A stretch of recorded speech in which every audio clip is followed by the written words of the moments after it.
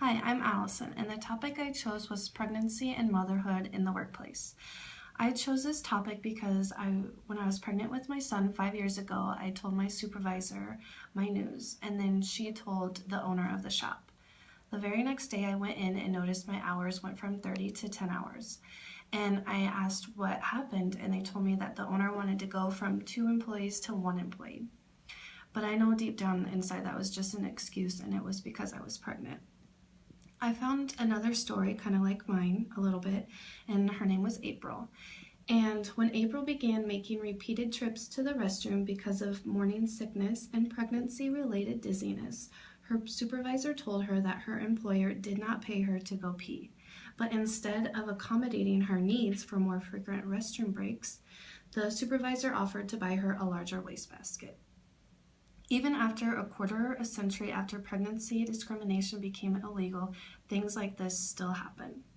And some of the examples of discrimination towards pregnant women are dismissed from the job, giving the cold shoulder or verbally abusing the person, decreased in hours, alteration in working conditions, and this would be when you come back from maternity leave, they would have given you a lower paid job.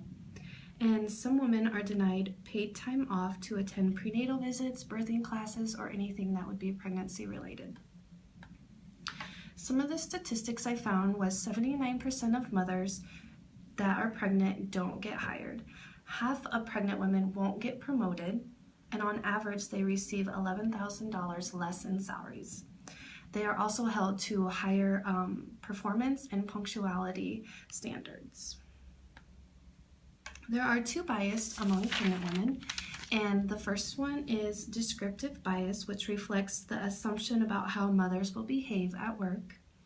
Prescriptive bias, which reflects that pregnant women and mothers do not belong in the workplace. Why is this happening? Because there's bias among pregnant women. It could be that men are supervisors and don't have children and they don't have sympathy towards the pregnant women.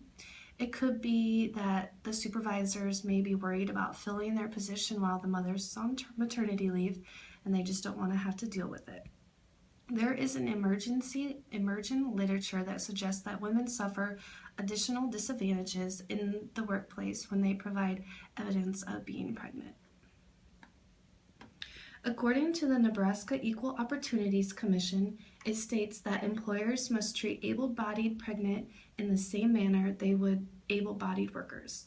Pregnant workers are entitled to reemployment when they are able to return back to work, and this is under the Family Medical Leave Act, which gives you 12 weeks of unpaid time off. Pregnancy Discrimination Act, which is PDA, was enacted in 1978, and on the website it states that women affected by pregnancy, childbirth, or related medical conditions shall be treated the same for all employment-related purposes as other persons not so affected but similar in their ability or inability to work. This needs to change because you can't prove that somebody discriminated against you when you're pregnant. So if you do go try to file a lawsuit against your supervisor or owner, it's more of a he, she say type situation. And the other one is Americans with Disability Act Amendment, which is ADAA. And on the website, it prohibits discrimination against a qualified individual on the basis of disabilities. Pregnancy is not a disability, so it's hard to get under this type of disability act. And in order to be under this, your doctor has to prove that it is a disability for you to get certain accommodations. What you can do, there's a Better Place, which is a hotline number you can call, which is 212-430-5982.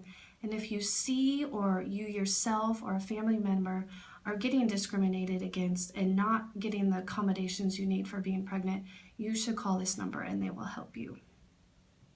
And your boss cannot refuse you of reasonable accommodations. Reasonable accommodations would include having a water bottle next to you at work, going to the bathroom, so more frequent breaks. If you're at a job where you have heavy lifting, ask for less heavy lifting. And as long as you can complete your basic duties, you are able to ask for these accommodations. My end note is pregnancy should be the happiest day of your life. So don't let your employer ruin it for you, and ask for the accommodations you need because you deserve them. And here's my references. Thank you.